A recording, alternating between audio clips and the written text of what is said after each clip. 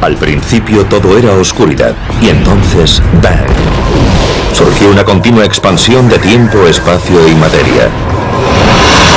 Cada día nuevos descubrimientos nos desvelan los misteriosos, asombrosos y letales secretos de un lugar al que llamamos el universo. Estás perdido en otro planeta. El alimento se está acabando. El oxígeno se está agotando. Cualquier ayuda está a 160 millones de kilómetros de distancia. Marte es un lugar letal. ¿Dónde podrías esconderte de las oleadas de radiación cósmica? Las partículas cargadas chocarían con cualquier astronauta que estuviese en la superficie, no tendrían protección. ¿Cómo podrías enfrentarte a una letal tormenta de polvo? El polvo de Marte podría erosionar el tejido de un traje espacial, sería catastrófico. ¿Qué harías cuando te quedases sin aire? Morirías de un modo horrible. ¿Cómo podrías sobrevivir a un aterrizaje forzoso en Marte?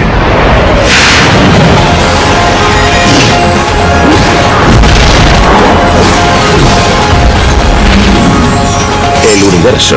Aterrizaje forzoso en Marte. Unos seres humanos realizan un aterrizaje forzoso en Marte y luchan por sobrevivir en un mundo hostil. Es uno de los temas recurrentes del cine de ciencia ficción. Contiene muchas inexactitudes.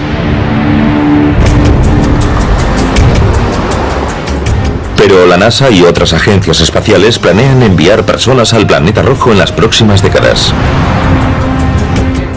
Así que deberán tomarse en serio cuestiones como un posible aterrizaje forzoso y la supervivencia en Marte. Pensemos en lo que intentamos hacer, enviar una misión a Marte, a un lugar y a un entorno desconocido. Si una cosa sale mal, habremos perdido toda la misión. Este programa, basado en información científica reciente, presenta una situación posible que podría suceder en un futuro próximo.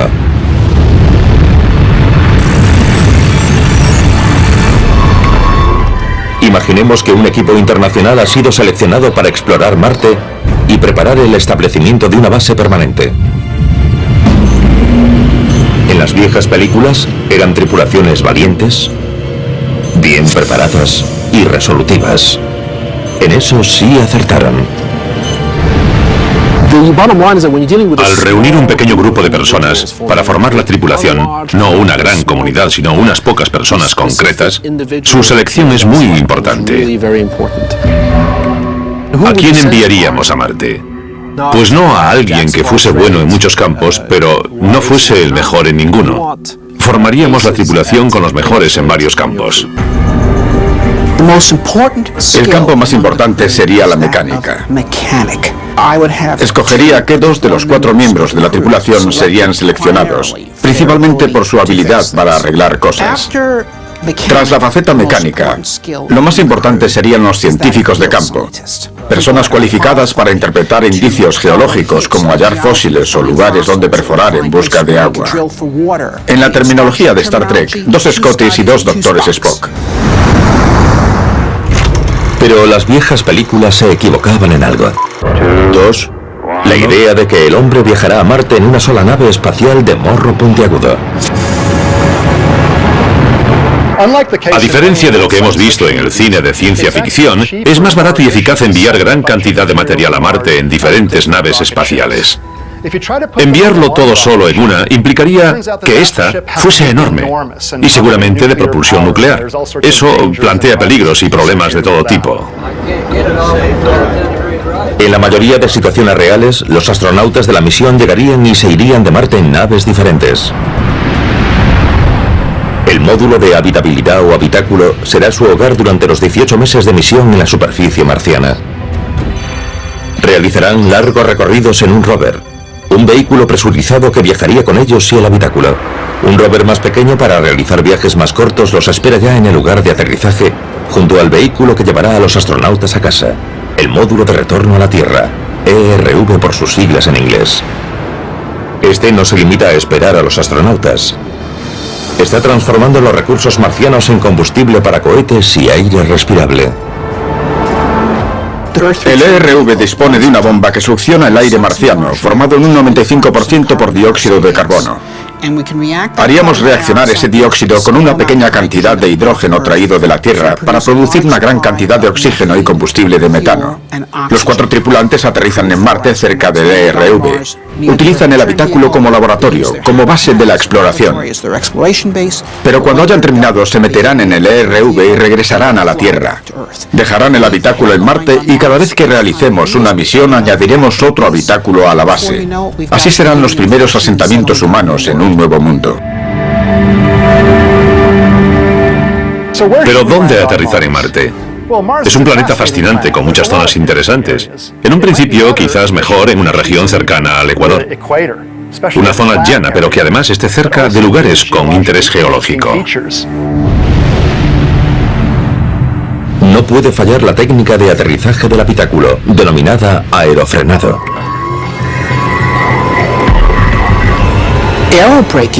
Consiste en utilizar la fricción de la atmósfera marciana para desacelerar la nave. Esta pelota sería el módulo de habitabilidad o habitáculo entrando en la atmósfera marciana. El poste representa Marte, un Marte muy delgado. Podría utilizar cohetes para frenar suavemente la nave y aterrizar en el lugar deseado, marcado con esta cinta, pero eso requeriría mucha energía y combustible, y eso es pesado y costoso. Pero podríamos dejar que la atmósfera marciana frenase el habitáculo, así lo haría suavemente. Y casi al final, ya muy cerca de la superficie, encenderíamos unos retrocohetes y un globo paracaídas llamado balute hasta ubicarlo en el lugar deseado. Así. Ahora lo más peligroso sería que el ángulo de entrada fuese incorrecto o la velocidad excesiva. La fricción podría ser excesiva para el protector térmico, el aeroshell, el aeroescudo, y el habitáculo podría inflamarse como un meteoro en la atmósfera marciana. Cualquier ligero error de cálculo provocaría un aterrizaje abrupto o en un lugar inadecuado. Tienen que salir bien un montón de cosas. Llegar con el protector térmico a bastante velocidad. Aprovechar la fricción de la atmósfera para frenar. Librarse del escudo térmico. Aprovechar la atmósfera para frenar tanto como sea posible. Lanzar un paracaídas para desacelerar. Entonces se necesitarían unos retrocohetes en la parte inferior de la nave. Hay que soltar el paracaídas para que se aleje. Todo es complejo, una de las maniobras más difíciles de la misión. Entonces, a pocos kilómetros sobre la superficie, algo sale mal. El habitáculo se ve envuelto en un torbellino de polvo marciano de proporciones aterradoras. En Marte, los torbellinos son vórtices producidos en la atmósfera, columnas de aire que giran rápidamente, levantan polvo de la superficie y lo elevan hacia la atmósfera. En la Tierra, esos torbellinos de polvo solo se elevan unos cientos de metros, pero en Marte pueden alcanzar 5 o 6 kilómetros de altura. Son unas estructuras inmensas. El torbellino de polvo envuelve el habitáculo desviándolo peligrosamente de su curso. Desde Texas a Kazajistán hay estaciones de seguimiento controlando el descenso, pero Marte está muy lejos. Las transmisiones tardan 18 minutos en llegar desde el habitáculo hasta la Tierra. Cuando llega la señal que informa de que el habitáculo tendrá que realizar un aterrizaje forzoso, los astronautas ya han aterrizado. Pero, ¿dónde? ¿Están vivos o muertos? Tanto durante el lanzamiento como durante el aterrizaje, solo podemos hacer una cosa: rezar.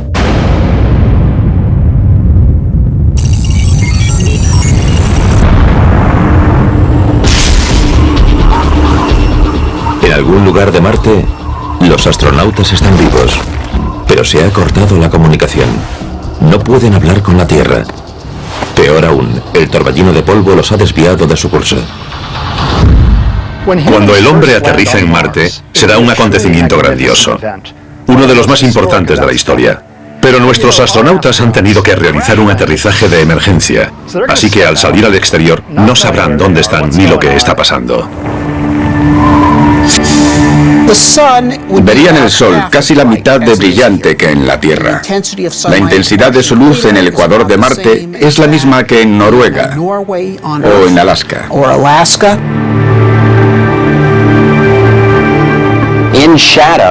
En Marte todo tendría un tono amarillento pardo rojizo, y solo las cosas que recibiesen luz solar directa mostrarían su verdadero color.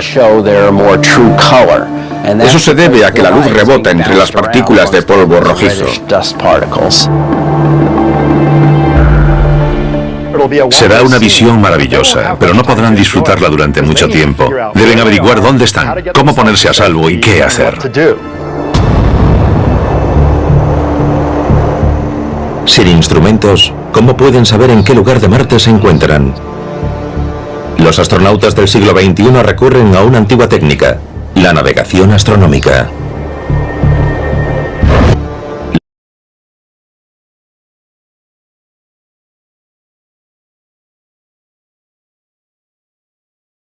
Los astronautas del siglo XXI recurren a una antigua técnica, la navegación astronómica. Las órbitas de las lunas de Marte, Phobos y Deimos, son ecuatoriales. Salen por el este y se ponen por el oeste. En su cénit, la distancia que separe a los astronautas de la perpendicular les diría lo lejos que están del ecuador. Y comparando el momento en que salen y se ponen con un almanaque náutico que podrían llevar en su ordenador, sabrían a qué longitud se encuentran. Los resultados son pésimos. Han aterrizado en la mitad oriental del mayor cañón del Sistema Solar. El Valles Marineris fue descubierto en 1971 por la sonda Mariner 9, a la que debe su nombre, y está situado justo al sur del ecuador marciano. Es varias veces más profundo que el Gran Cañón y tan extenso como los Estados Unidos.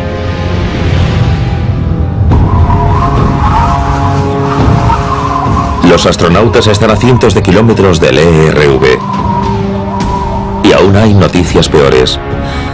Los daños sufridos por el habitáculo hacen que pierda oxígeno a un ritmo crítico. No se puede reparar. La tripulación podría morir en pocos días.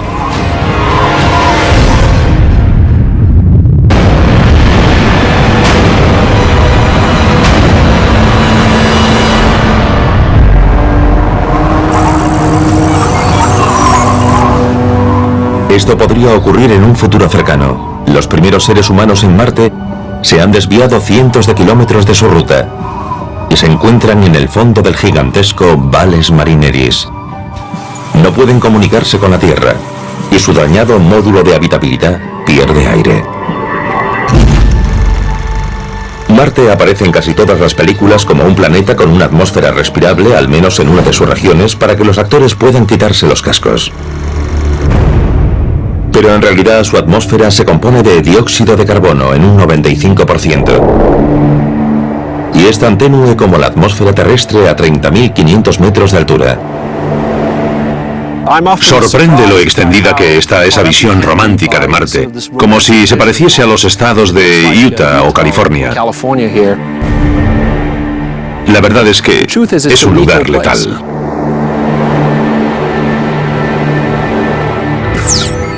Los astronautas solo tienen una opción e intentan aprovecharla. Montan el rover, que cuenta con un suministro de aire para 3 semanas. Un rover presurizado sería como una casa rodante. Podrían vivir dentro de él en mangas de camisa. No precisarían un traje espacial para conducirlo, vivir o trabajar en su interior.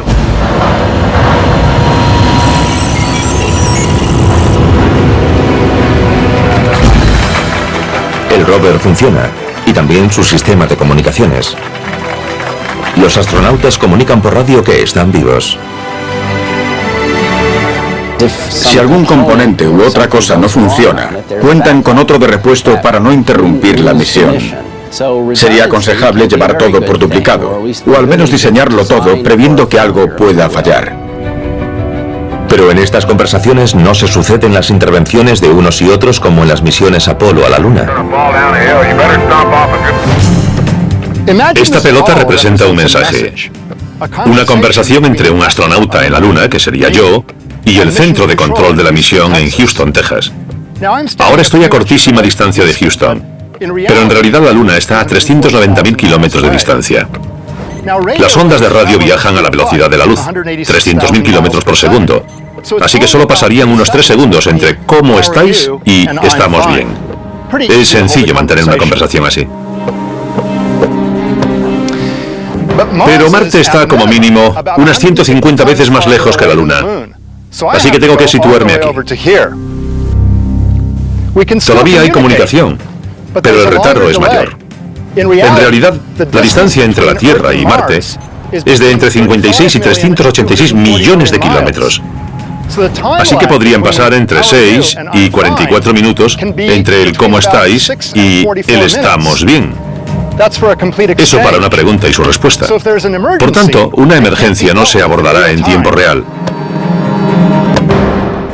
Pero hay un problema mayor. Al igual que la luz visible, las ondas de radio viajan solo en línea recta y tanto la Tierra como Marte rotan sobre sus ejes. Habrá momentos en que las personas en ambos planetas no se podrán comunicar entre sí. Podemos solventarlo situando 2 satélites en la posición adecuada. Si hay un satélite orbitando Marte, podrán enviar un mensaje al centro de control en Houston. Primero se envía al satélite que orbita Marte, luego al que orbita la Tierra, y luego al centro de control de la misión, y viceversa. Persistiría un retardo de hasta 44 minutos entre pregunta y respuesta, pero al menos el astronauta en Marte y el centro de control de la misión podrían trazar un plan para asegurar su supervivencia. Pese al retardo de las comunicaciones, el plan toma forma. Cargar en el rover propulsado por una pila de combustible los alimentos y el equipo y conducirlo hacia el este, donde el Valles Marineris desemboca en un valle de salida, quizás excavado hace miles de millones de años cuando Marte tenía una atmósfera más densa y el agua líquida aún fluía por su superficie. Desde este punto de salida tardarán menos de un día en llegar hasta el ERV y el lugar previsto para el aterrizaje. Imaginemos un viaje desesperado por Marte para llegar hasta el vehículo de regreso y quizás realizar algunas investigaciones científicas. Pero lo más importante, salvar la vida y regresar a la Tierra. Todo depende de unos cálculos muy precisos. Cada astronauta necesita diariamente 11 litros de agua, 2.000 calorías de alimento y casi 1 kilo de oxígeno.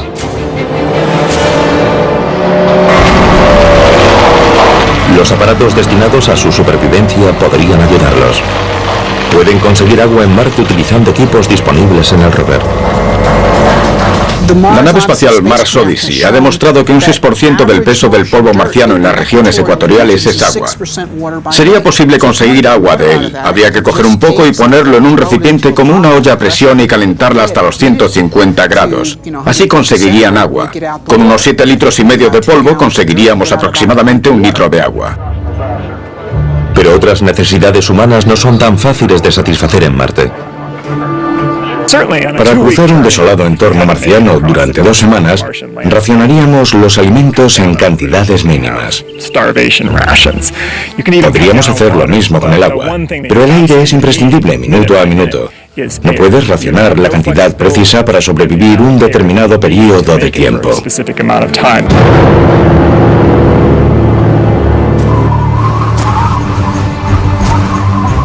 A pesar de la necesidad de llegar hasta el ERV, disponen de aire suficiente para varias actividades extravehiculares breves.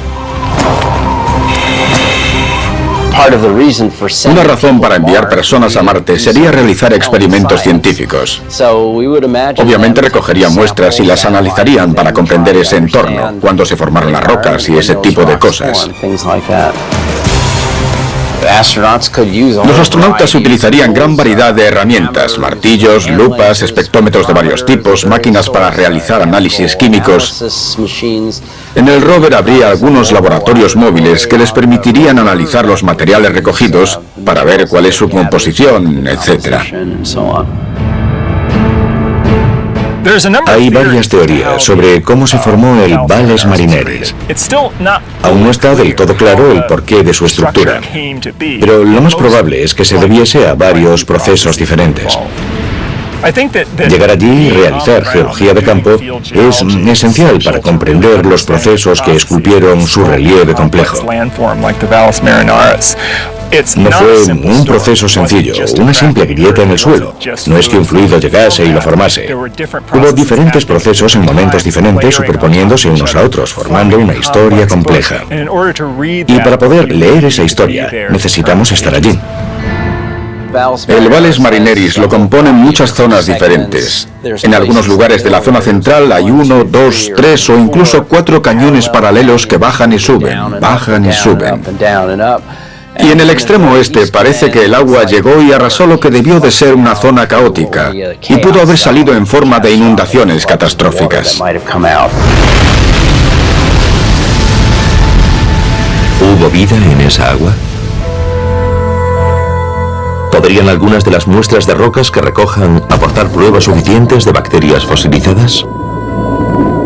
En otra época Marte fue un planeta cálido y húmedo. Y estamos seguros de ello porque en toda su superficie hay indicios de la erosión del agua. Para buscar fósiles examinaremos lugares que el agua haya inundado o donde se haya acumulado. Y el Valles Marineris podría ser uno de esos lugares. ¿Sería incluso posible que encontrasen pruebas de agua líquida bajo la superficie? ¿Y organismos vivos en esas aguas?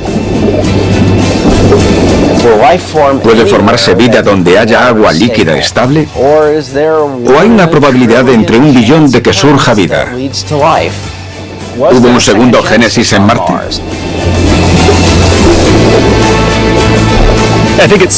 Es posible que haya actividad bacteriana en Marte, pero no absolutamente seguro. Es una cuestión científica que despierta mucho interés. Una de las más fascinantes de la ciencia del sistema solar.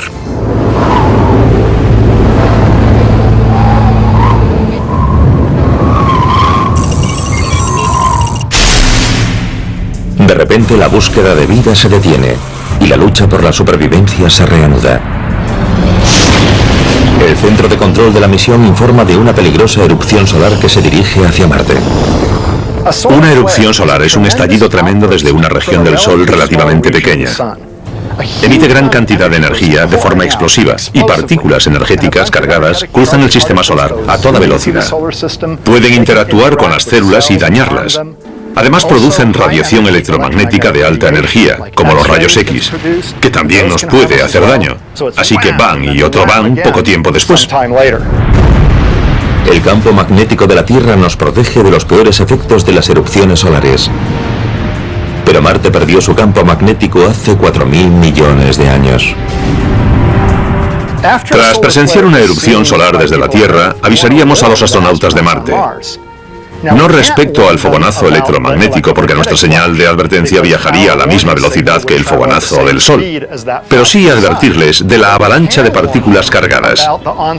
Estas, cargadas de alta energía, pueden viajar a la mitad de la velocidad de la luz. El habitáculo dispone de una cámara a prueba de radiación, pero ahora está demasiado lejos. Mientras los trajes espaciales de los astronautas los protegen de los rayos X de la erupción solar, tienen solo unos minutos para buscar refugio antes de que la segunda oleada de la erupción se estrelle contra Marte.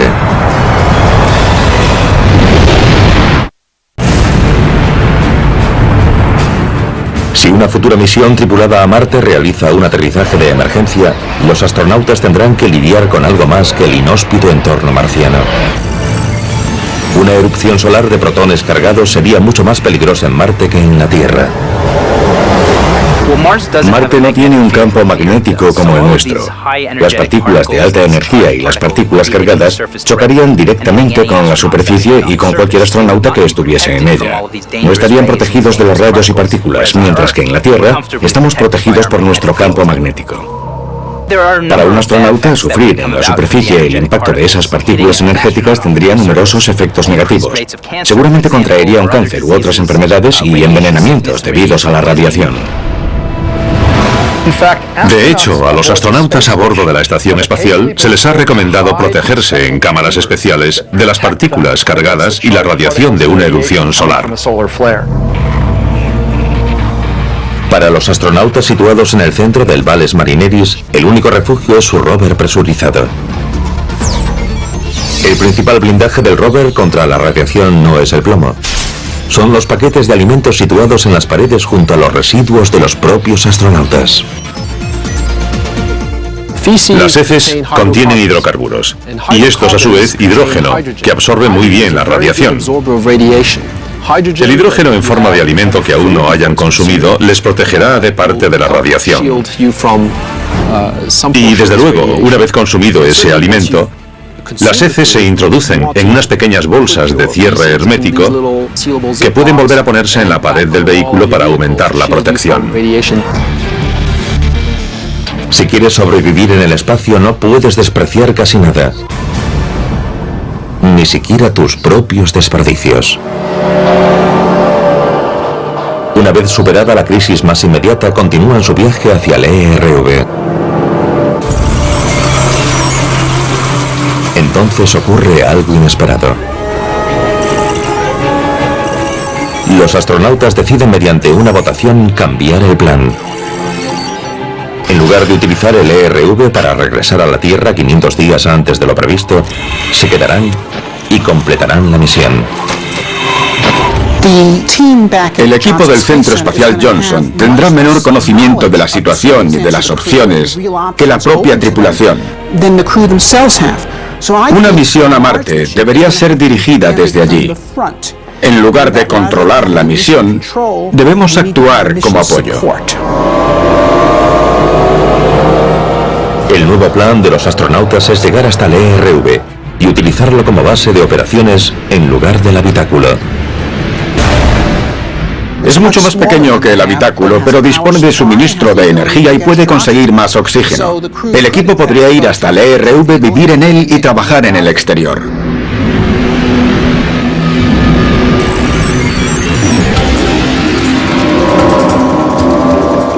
La confianza de los astronautas en su supervivencia se dispara al llegar al canal de salida del límite oriental del Valles Marineris. Disponen de alimento, agua y aire suficientes para llegar con facilidad hasta el ERV. De pronto, uno de los astronautas ve algo inusual.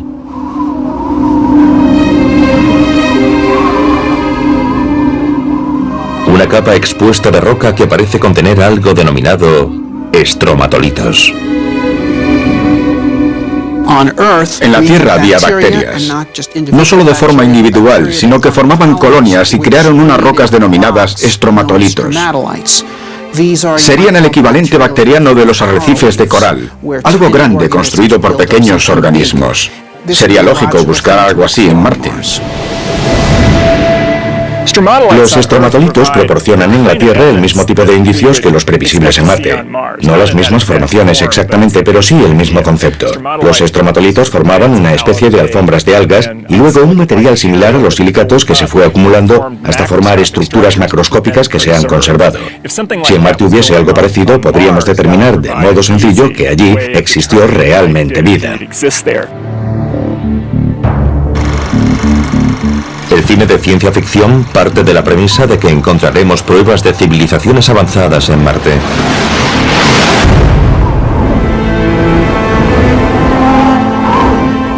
En Marte no hay ciudades o grandes estructuras. Pero los astronautas podrían encontrar pruebas de vida. Aunque no sean más que fósiles de bacterias. Intentan arrancar el rover cargado con las muestras de roca. Pero no avanza. Una de sus ruedas se ha atascado. Los astronautas no consiguen liberarla.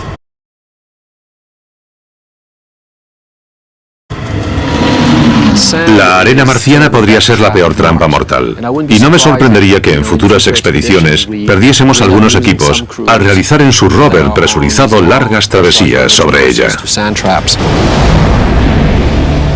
Calculan la distancia que los separa del ERV. ¿Podrían llegar a pie hasta su refugio? La botella de un traje espacial llena de aire solo durará 12 horas. Y deben caminar 30 horas sin parar. En la Tierra podemos quedar atrapados al conducir un todoterreno por zonas arenosas, pero evidentemente puedes salir del vehículo y respirar. En Marte no habría esa opción. Si nuestro vehículo se atascase y no pudiésemos liberarlo, moriríamos allí mismo.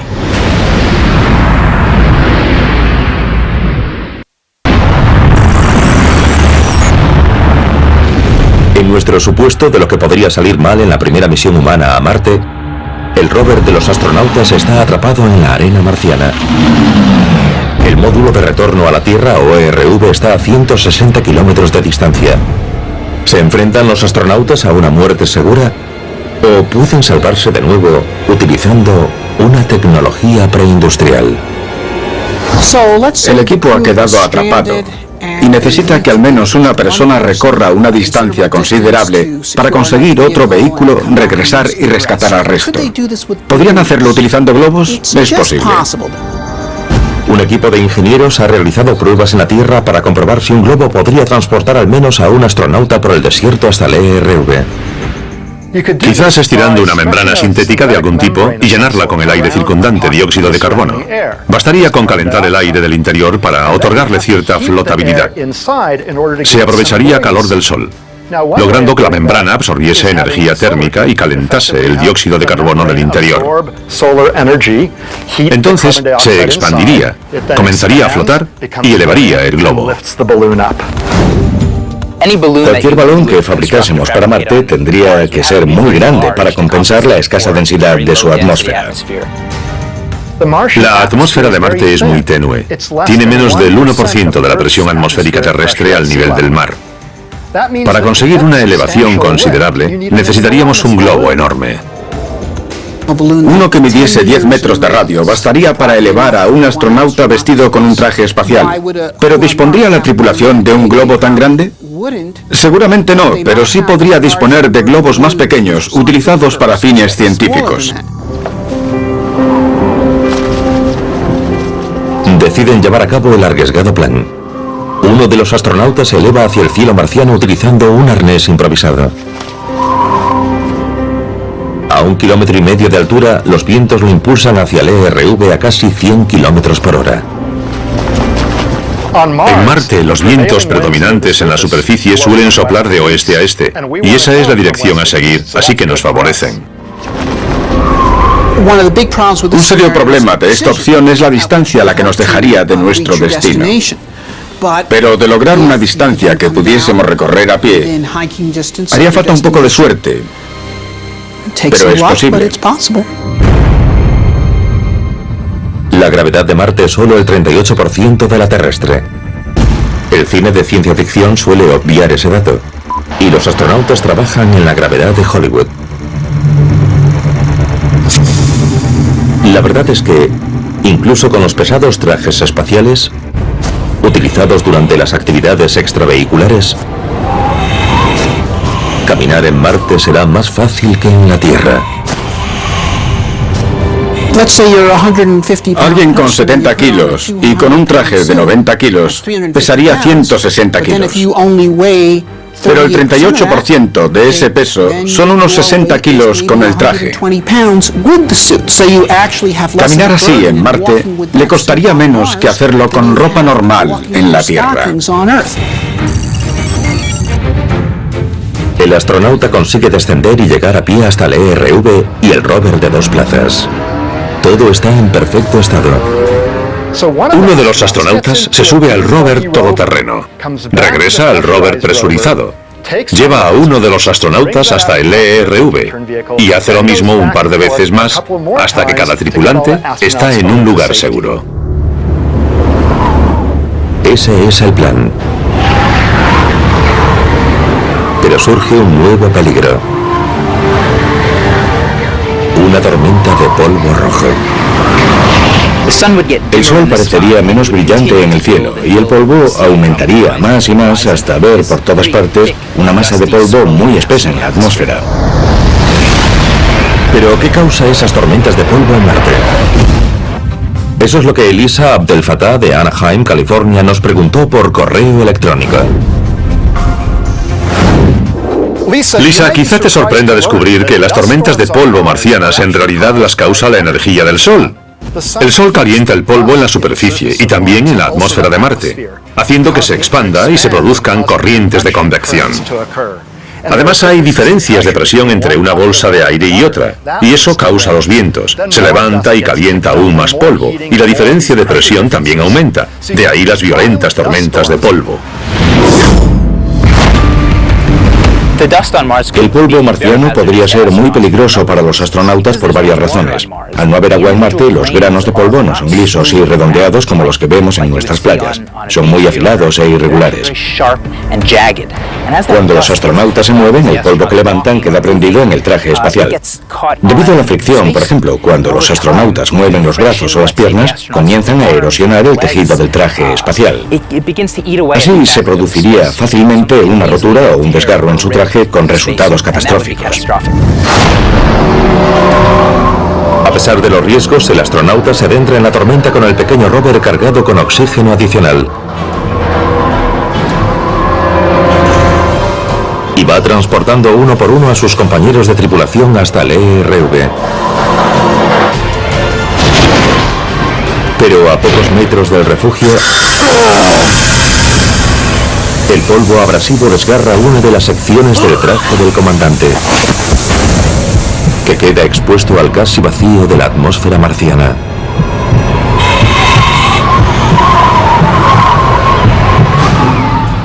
Si un traje espacial sufre una fuga o una descompresión violenta que lo desgarre, el astronauta podría tener solo unos segundos de reacción antes de perder la consciencia. Se encontraría muy mal, como ascender súbitamente de una inmersión profunda en la Tierra, una experiencia traumática. Sufrir descompresión puede ser muy grave y letal. Sería una muerte horrible y muy rápida. A menos que sus compañeros puedan hacer algo de inmediato, el comandante será el primer cadáver humano en Marte.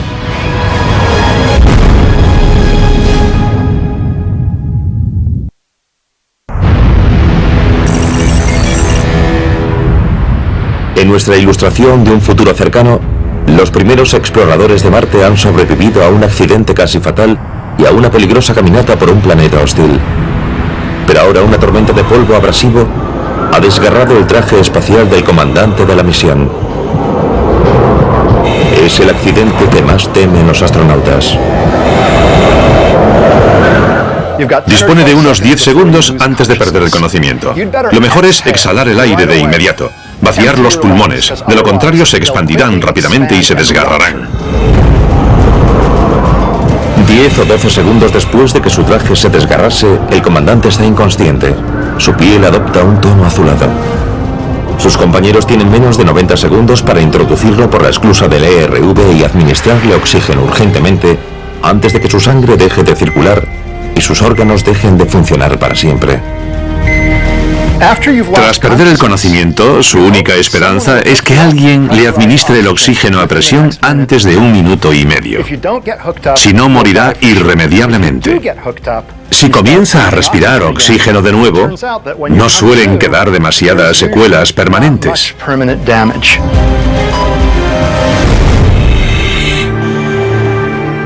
El comandante sobrevive por pocos segundos. A pesar de sus heridas, se recuperará por completo.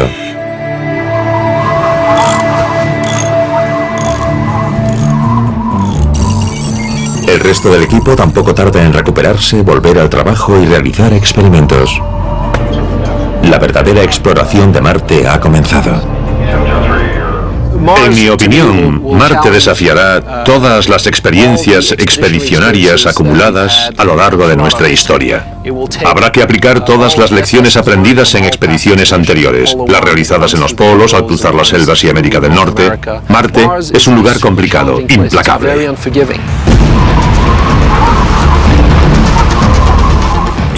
Aquí en la Tierra, si algo sale mal, disponemos de aire para respirar y agua para beber. En Marte, si algo sale mal, la situación es inmediatamente mucho más grave. Pero los astronautas han demostrado que pueden adaptarse al entorno marciano. Al igual que los exploradores polares se protegen de las gélidas temperaturas. E igual que los exploradores del desierto aprenden a vivir entre el polvo omnipresente. En la Mars Society contamos con un módulo desértico. Allí disponíamos de un microscopio excelente, pero el polvo lo estropeó poco después de su llegada. Sin embargo, otros microscopios mucho menos sofisticados, similares a los que suelen utilizar los estudiantes universitarios, han demostrado ser muy resistentes. En una exploración no llevas un caballo de carreras, sino una mula. No todo es más complicado en Marte que en la Tierra. Los vientos de su superficie, por ejemplo, son moderados. No son lo bastante intensos para poner en peligro a los astronautas o su instrumental. La densidad de la atmósfera de Marte es solo el 1% de la terrestre. Si estuvieses en su superficie y se levantase un viento de 96 km por hora, solo sentirías la fuerza de un viento de 9,6 km por hora. Un anemómetro como este nos ayuda a medir la velocidad del viento. Se trata de un diseño muy simple. Tiene dos cuencos en la parte superior que giran cuando capturan el viento que sopla. Cuenta el número de rotaciones de los cuencos y nos dan la velocidad del viento. Es un diseño sencillo, muy parecido al inventado en la década de 1800, salvo por este lector digital. Veamos si sopla algo de viento. Parece que hay algo. Ahí viene una ráfaga. Debido a que la atmósfera es mucho menos densa y llegan hasta el anemómetro muchas menos moléculas de aire, en Marte haría falta un viento de 32 km por hora para sentir lo que se produce en la Tierra, un viento de 3,2 km por hora. El viento a esa velocidad tan solo nos despeina un poco. Para ver lo mismo en Marte, un viento que produjese el mismo efecto soplaría a unos 120 km por hora. Hablaríamos de un huracán.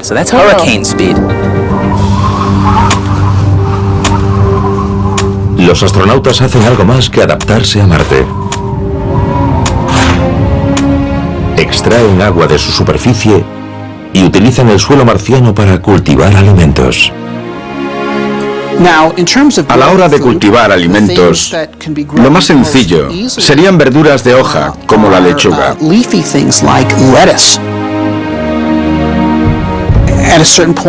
Más adelante lo ideal sería cultivar patatas, que producen gran cantidad de almidón por metro cuadrado de tierra cultivada.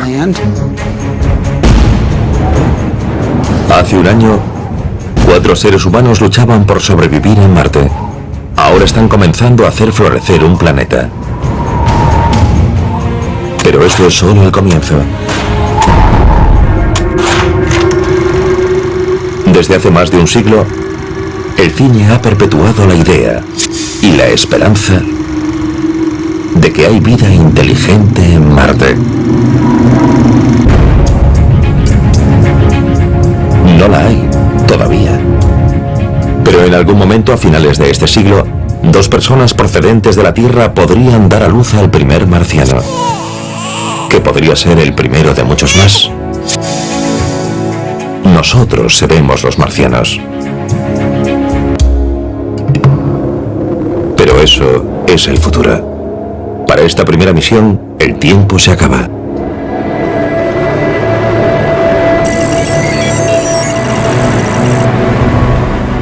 La alineación entre la Tierra y Marte es la más apropiada para regresar a casa. Los astronautas esperan darse pronto un chapuzón en las cálidas aguas del Océano Pacífico. Mientras se dirigen hacia la esfera azul que brilla en la oscuridad salpicada de estrellas, otro rayo de luz viaja en sentido contrario. Es la segunda misión tripulada y se dirige al lugar en el que ya los espera otro módulo de regreso a la Tierra. Una misión humana a Marte implica numerosos riesgos. Pero si nos fijamos en la historia humana, una cosa está clara. Ninguna gran hazaña se ha logrado jamás sin riesgos, y ninguna gran hazaña se ha logrado jamás sin valor. Si enviamos seres humanos a Marte, si logramos establecer un pequeño asentamiento pionero allí, que es algo que está a nuestro alcance, dentro de 500 años habrá nuevas ramas de la civilización humana, tanto allí como en otros mundos. Hablamos del nacimiento del futuro.